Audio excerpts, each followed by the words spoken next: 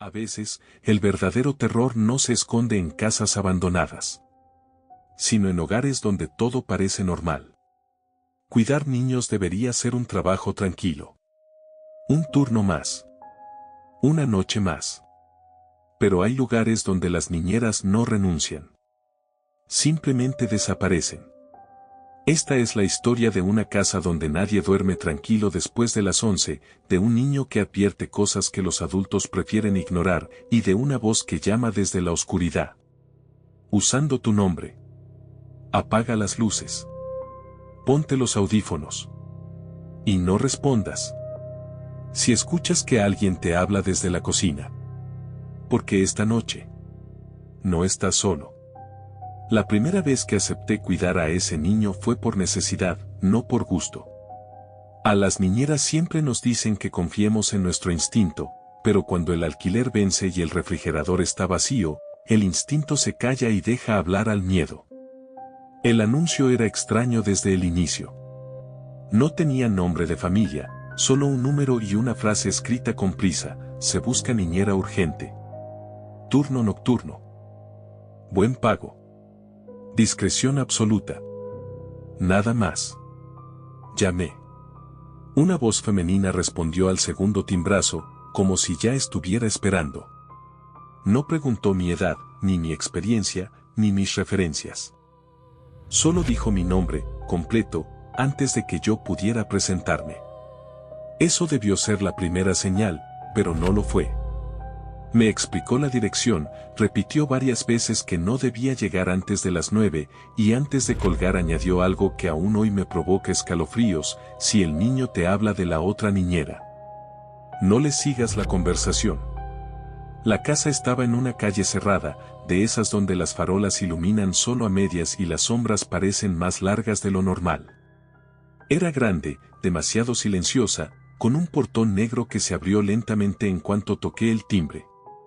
No hubo saludo. Solo el sonido metálico del mecanismo y la sensación de que alguien me observaba desde adentro. La mujer que me recibió tenía el rostro cansado, ojeras profundas y una mirada que no parpadeaba lo suficiente. Me entregó las instrucciones como si las hubiera repetido cientos de veces. El niño se llamaba Mateo, tenía 6 años, no podía dormir con la luz apagada y jamás debía quedarse solo después de las 11, ¿y el padre?, pregunté. Ella tardó demasiado en responder. No vive aquí, dijo finalmente. Ya no. Mateo estaba sentado en el sofá, abrazando un muñeco viejo al que le faltaba un ojo.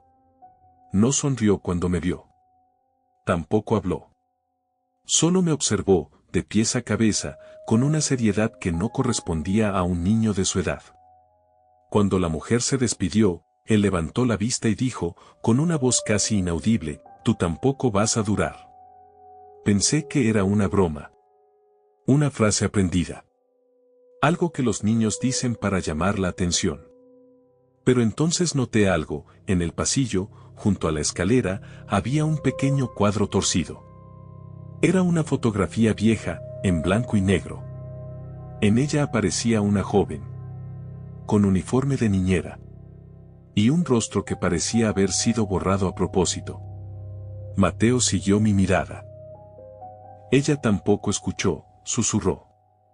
Sentí un frío recorrerme la espalda, pero me obligué a respirar. Las casas viejas siempre tienen historias, me dije. Los niños también. A las 10:30 lo llevé a su habitación. Me pidió que revisara debajo de la cama antes de dormir. ¿Por monstruos?, pregunté, intentando sonar tranquila. Negó con la cabeza. Por ella. Me agaché. No había nada. Solo polvo. Y unas marcas profundas en el piso de madera, como si algo hubiera sido arrastrado desde ahí hasta el armario. Cuando apagué la luz, Mateo me tomó del brazo con fuerza. Si escuchas que alguien te llama por tu nombre desde la cocina, no bajes. Cerré la puerta con cuidado, riéndome nerviosa de lo absurdo. Hasta que, al volver al pasillo, escuché claramente como alguien, desde la planta baja, pronunciaba mi nombre con una voz lenta, rasposa. Demasiado cercana. Y entonces entendí que aquella advertencia no era para asustarme. Era para prepararme. Me quedé inmóvil en medio del pasillo. La casa parecía contener la respiración junto conmigo. Cuidado, volvió a decir la voz. No fue un grito. No fue un susurro. Fue algo intermedio, como si quien hablaba no estuviera acostumbrado a usar una garganta humana. Recordé las palabras de Mateo. No bajes. Tragué saliva y di un paso atrás, intentando convencerme de que solo era el eco de la casa, el cansancio, la sugestión. Pero entonces lo escuché de nuevo, esta vez más cerca del primer escalón. Ven. Necesito que me ayudes. La voz imitaba el tono de una mujer cansada, casi maternal. Exactamente igual a la de la madre del niño. Mi estómago se contrajo. No tenía sentido, ella se había ido hacía más de una hora. Cerré con cuidado la puerta del cuarto de Mateo y me apoyé en la pared. El silencio regresó de golpe, tan abrupto que dolía en los oídos. Pensé que todo había terminado. Hasta que escuché pasos.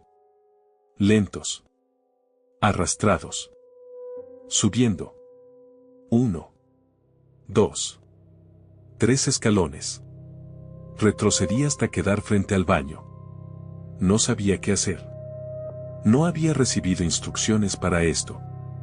Saqué el celular con manos temblorosas. No tenía señal. Ninguna. Ni siquiera para marcar emergencias. Los pasos se detuvieron. Y entonces algo raspó la pared del pasillo, dejando un sonido áspero, como uñas demasiado largas deslizándose sobre la pintura. La luz parpadeó. Una vez. 2 veces. No te escondas, dijo la voz, ahora más grave. La otra niñera también jugaba a eso. Sentí que las piernas me fallaban. ¿La otra niñera? De pronto, la puerta del cuarto de Mateo se abrió lentamente, apenas unos centímetros.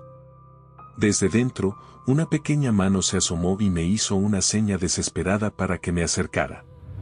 Caminé en puntas, sin apartar la vista del fondo del pasillo. Ya viene, susurró Mateo cuando entré. Siempre sube primero.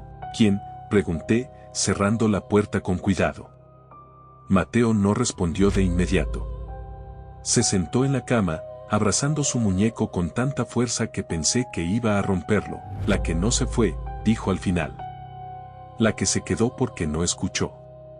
Un golpe seco resonó afuera. Luego otro.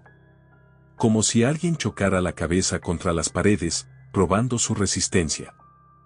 Mateo empezó a llorar en silencio. ¿Por qué te habla?, me preguntó. Antes solo me hablaba a mí. El picaporte de la puerta giró lentamente.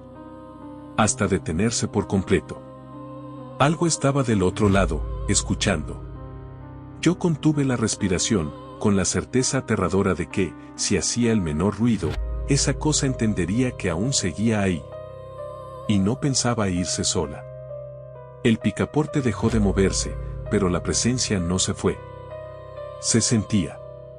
Como una presión espesa en el aire, como si algo estuviera pegado a la puerta, aspirando cada sonido del cuarto. Mateo se tapó la boca con ambas manos para no sollozar. Yo lo abracé sin pensar, sintiendo su cuerpo temblar contra el mío. Fue entonces cuando escuché la respiración. No provenía de la rendija bajo la puerta, sino de más arriba. Justo detrás de la madera, a la altura de nuestros rostros. Inhalaba con dificultad. Exhalaba despacio. Como alguien que acaba de subir muchos escalones.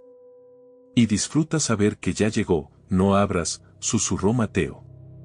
Si la miras, te va a reconocer. Mi corazón golpeaba con tanta fuerza que temí que lo escuchara. Cerré los ojos, deseando despertar de aquello, cuando una voz distinta surgió del otro lado. No era la misma de antes. Esta sonaba joven. Quebrada, por favor, dijo. Ábreme. Se está enojando conmigo. Sentí un nudo en la garganta. Esa voz era humana.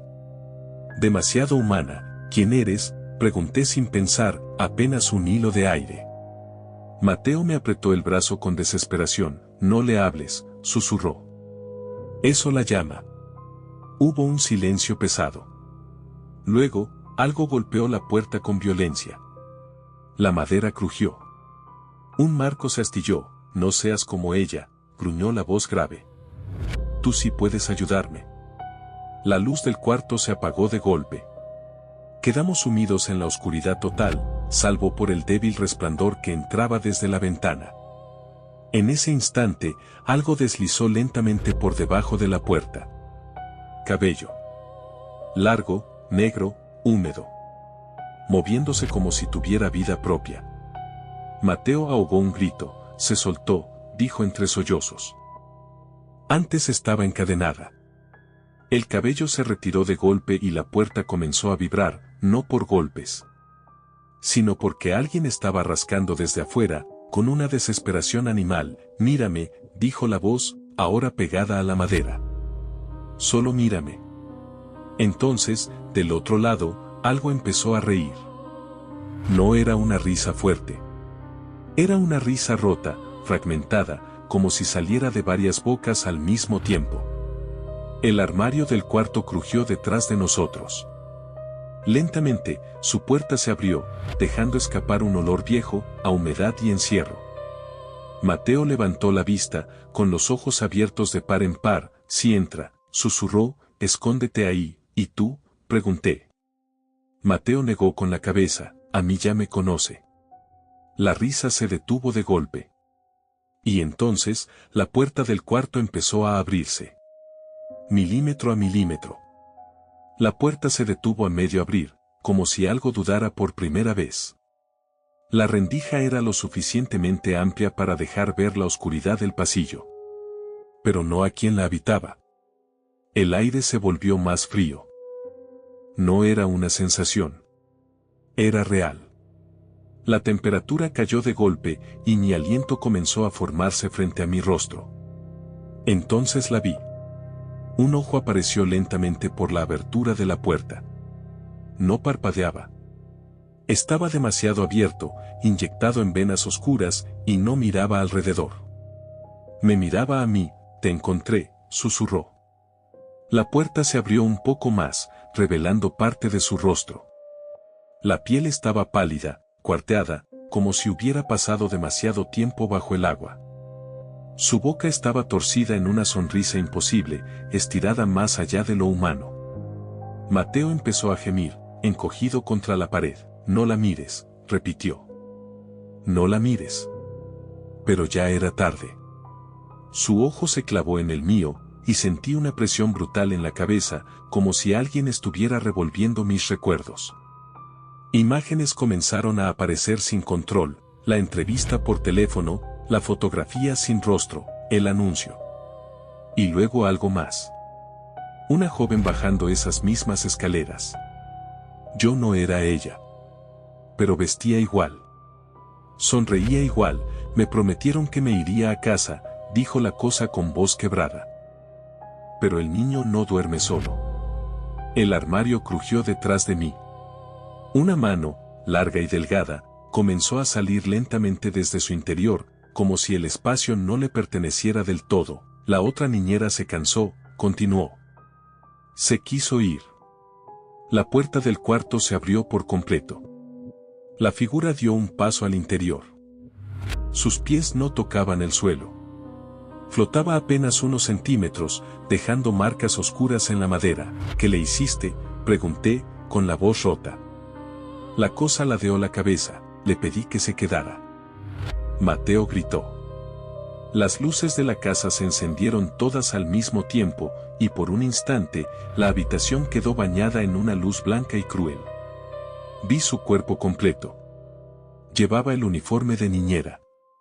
Viejo, manchado, rasgado en el cuello. Su cuello.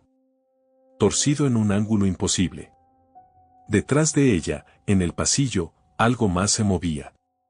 Sombras que no tenían forma definida, arrastrándose desde la escalera. No debiste aceptar el turno, dijo. Ahora falta alguien para que él no esté solo. La ventana del cuarto se cerró de golpe. El armario se abrió por completo. Y algo desde dentro susurró mi nombre. Exactamente con la voz que usó la madre al despedirse. El armario se abrió por completo con un crujido lento, como si protestara por liberar aquello que llevaba demasiado tiempo guardando. Un olor denso, a ropa húmeda y encierro viejo, inundó el cuarto. No era solo un olor. Era una presencia. Desde la oscuridad emergió un rostro idéntico al de la madre de Mateo. Misma expresión cansada. Misma mirada fija. Pero algo estaba terriblemente mal.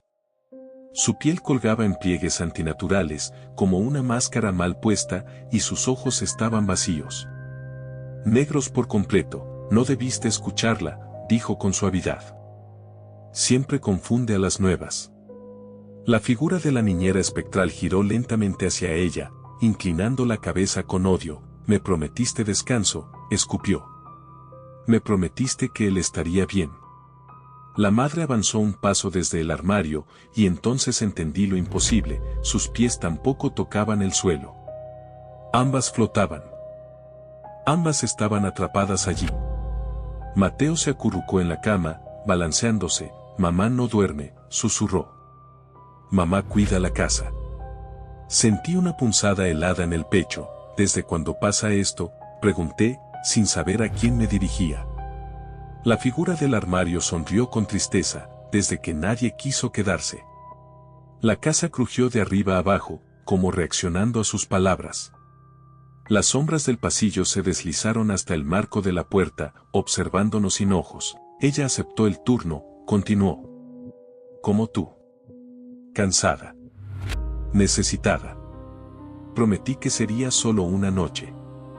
La niñera muerta soltó una risa rota, y ahora yo soy la noche. De pronto, la puerta del cuarto se cerró con violencia.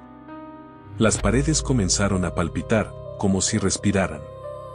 Dibujos infantiles aparecieron lentamente en ellas, trazados con crayón negro, una mujer bajando las escaleras. Otra mirando desde la cocina. Otra más siendo arrastrada al armario. Todas tenían algo en común.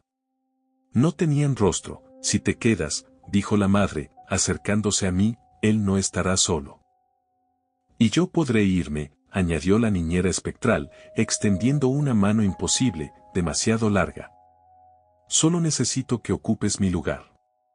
Mateo levantó la vista hacia mí, con lágrimas silenciosas. Siempre prometen que alguien se va, dijo. Pero nunca pasa. El suelo bajo mis pies comenzó a oscurecerse, volviéndose blando, como si la casa intentara tragarme. Sentí como algo invisible sujetaba mis tobillos, arrastrándome lentamente hacia el centro del cuarto. Decide, susurraron ambas voces al mismo tiempo. Quedarte. O convertirte en parte de la casa. La luz volvió a parpadear. Y por primera vez desde que llegué, escuché un golpe fuerte en la puerta principal de la casa. Como si alguien más hubiera llegado para tomar el turno. El golpe volvió a escucharse. Más fuerte. Más real que todo lo demás. Las entidades se quedaron inmóviles al mismo tiempo, como animales que perciben un ruido inesperado en medio de la cacería. La casa entera pareció tensarse. El suelo dejó de hundirse bajo mis pies y aquello que sujetaba mis tobillos se retiró con un movimiento brusco, molesto. No, susurró la madre. Aún no. Mateo levantó la cabeza, con los ojos llenos de un miedo distinto. Uno que no había visto antes. Si entra alguien más, dijo, la casa se despierta. Otro golpe. Luego el sonido inconfundible de una voz humana, apagada por la distancia. ¿Hola? ¿Hay alguien adentro? Era un hombre. Mi corazón dio un salto violento. Quise gritar, correr, hacer cualquier cosa para responder, pero la niñera espectral se deslizó frente a mí en un instante, tan cerca que sentí el frío de su cuerpo atravesarme la piel. No lo hagas, susurró. Si entras sin aceptar. Se queda peor. La casa necesita permiso, añadió la madre, con una calma enferma. Siempre lo necesita. Las paredes comenzaron a crujir otra vez, pero ya no como antes. Ahora sonaban impacientes. Los dibujos infantiles se deformaron, alargándose, moviéndose lentamente como si intentaran escapar del yeso. ¿Quién es?, pregunté, apenas moviendo los labios. Mateo dudó, a veces. Es el papá. Sentí un vacío en el estómago. ¿Dijiste que no vivía aquí? Mateo negó con la cabeza. No vive, respondió. Solo vuelve. La risa baja de la niñera muerta regresó, mezclándose con un quejido lejano que provenía del piso inferior. El sonido de llaves entrando en la cerradura me heló la sangre. Si abre, dijo la madre, alguien tiene que ocupar su lugar. Siempre es así, añadió la otra. Alguien se va. Alguien se queda. La manija de la puerta principal giró lentamente.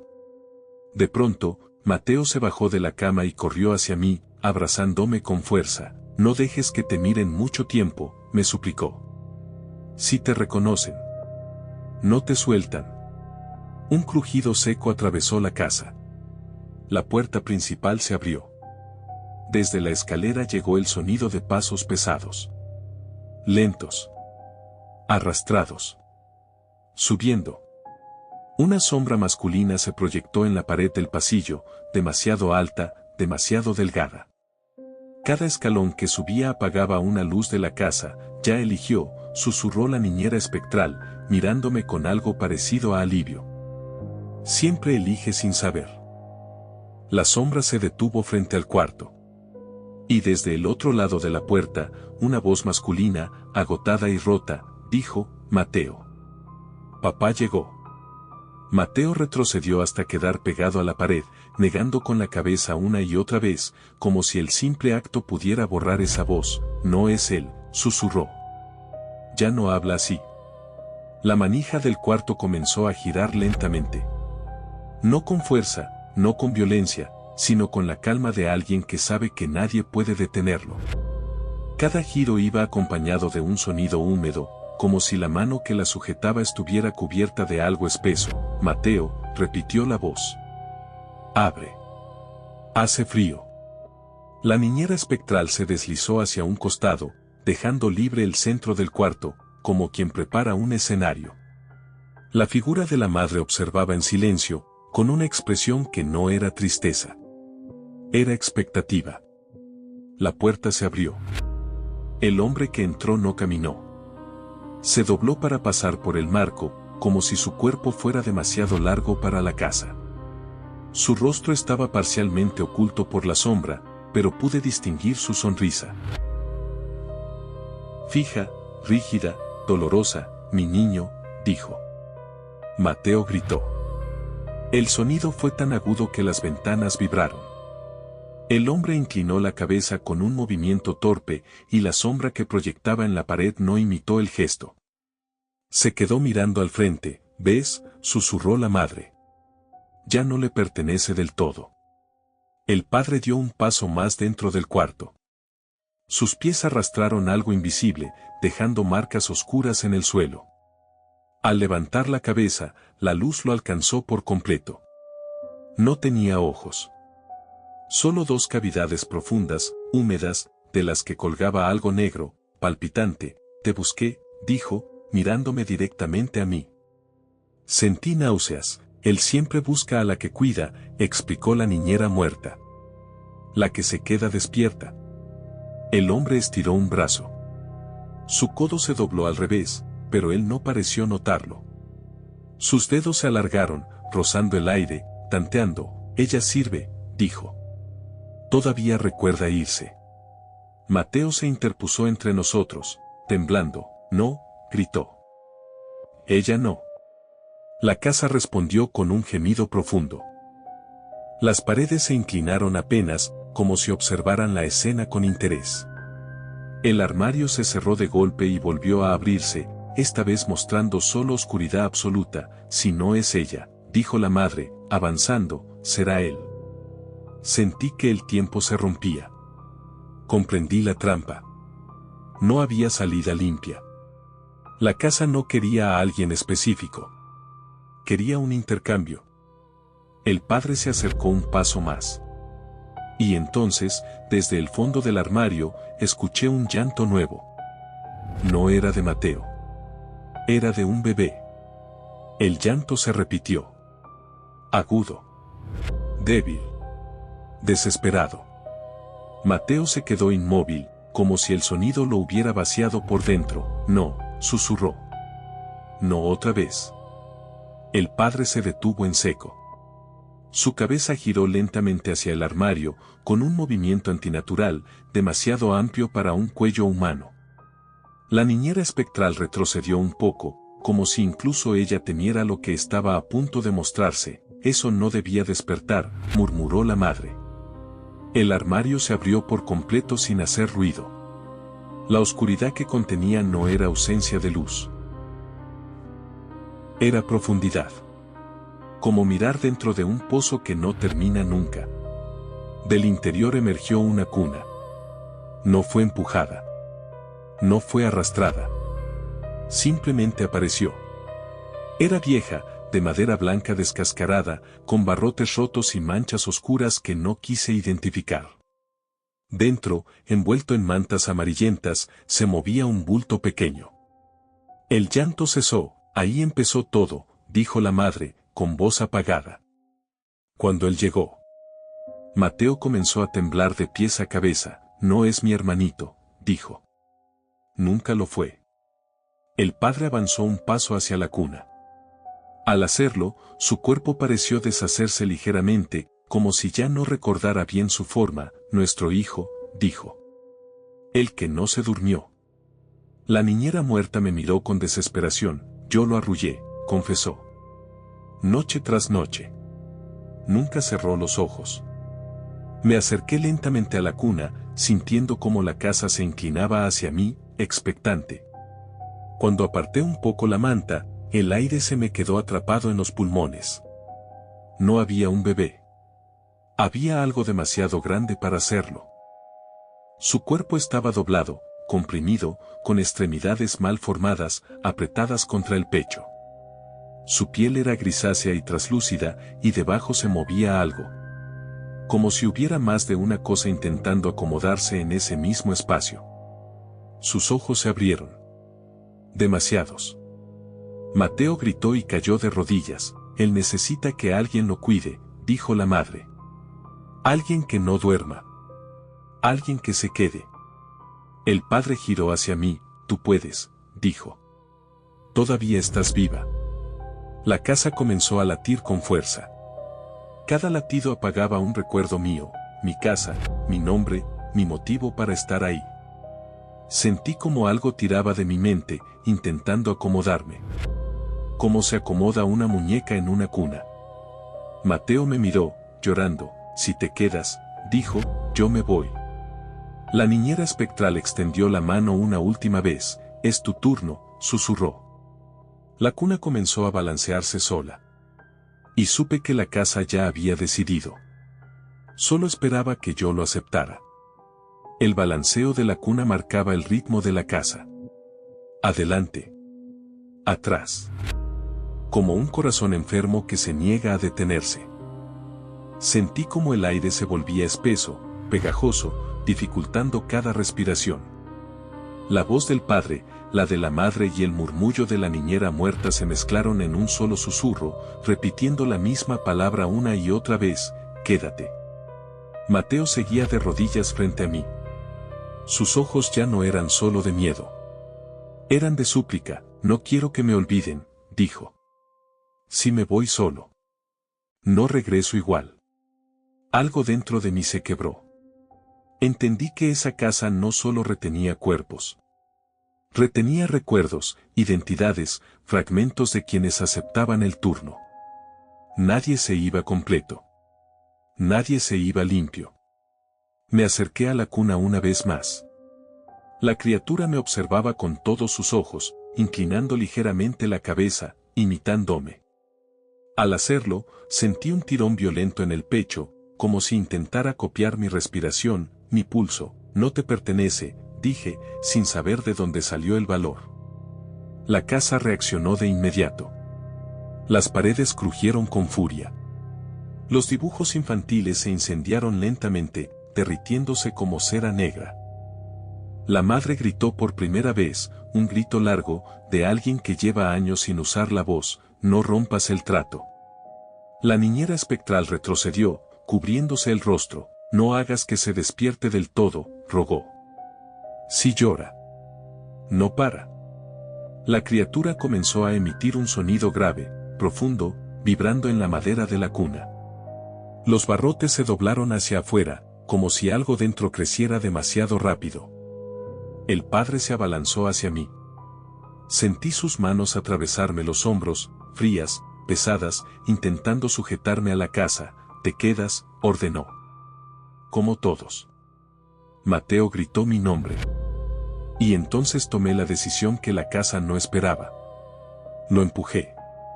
No al padre. No a la madre. Empujé la cuna. Cayó de costado con un golpe seco. La criatura chilló, un sonido tan agudo que las ventanas estallaron en 1000 pedazos. La casa entera se sacudió, como si hubiera sido herida. Las luces se apagaron. Cuando volvieron, todo estaba cambiando. Las paredes se agrietaban. El pasillo se alargaba, retorciéndose. La figura de la madre se deshacía en jirones, gritando el nombre de Mateo una y otra vez. «Corre», le grité. Mateo dudó solo un segundo. Y luego corrió hacia la puerta del cuarto. La niñera espectral me miró por última vez. «Ojalá alguien hubiera hecho eso por mí», susurró. Antes de desvanecerse. La criatura comenzó a arrastrarse fuera de la cuna, creciendo, adaptándose, aprendiendo. Sentí como la casa, furiosa, cerraba sus salidas una a una. Yo corrí detrás de Mateo. Sin saber si la puerta principal seguía siendo una salida. O solo otra parte de la trampa. La escalera crujía bajo nuestros pies mientras corríamos. Cada peldaño parecía alargarse, deformarse, como si la casa quisiera retrasarnos lo suficiente para decidir quién de los dos debía quedarse. Detrás de nosotros, el sonido de algo arrastrándose se mezclaba con un llanto imposible, grave y múltiple, que no pertenecía a una sola garganta. «No mires atrás», le dije a Mateo. «Pase lo que pase. No mires». La puerta principal estaba ahí. Abierta. Negra como la boca de un animal esperando cerrar sus mandíbulas.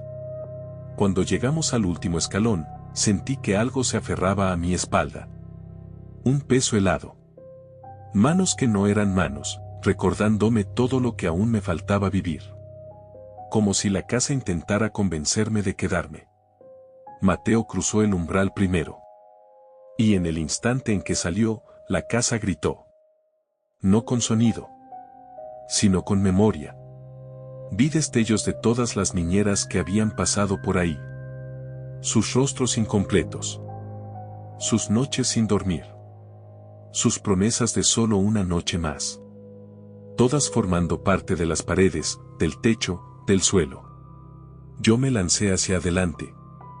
El aire exterior me golpeó el rostro con violencia. Caí al pavimento justo cuando la puerta se cerró detrás de mí de golpe, con un estruendo que sacudió toda la calle.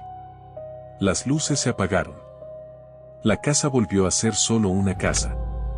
Silenciosa. Inmóvil. Mateo lloraba a mi lado. Pero estaba vivo. Y yo también. La policía nunca encontró nada extraño. Dijeron que la casa llevaba años abandonada. Que no había registros de una familia reciente. Que jamás hubo un niño viviendo ahí. Mateo fue llevado con familiares lejanos. Antes de irse, me abrazó con fuerza. Ahora duerme, me dijo. Cuando alguien se va sin aceptar. La casa duerme un tiempo, ¿y si despierta otra vez?, pregunté. Mateo me miró con una seriedad que ningún niño debería tener. Entonces buscará otra niñera. Nunca volví a aceptar turnos nocturnos. Nunca volví a cuidar niños. Pero a veces, muy tarde, cuando el silencio es demasiado profundo, escucho que alguien pronuncia mi nombre desde otra habitación. Y sé que hay casas que no olvidan. Solo esperan. Si esta historia te mantuvo despierto, si sentiste que algo te observaba mientras escuchabas, y si no volverás a ver una casa silenciosa de la misma forma. Te invito a suscribirte, a activar la campanita y a seguir escuchando estos relatos que solo salen a la luz cuando cae la noche. Porque hay historias que no se cuentan para asustar, sino para advertir. Buenas noches.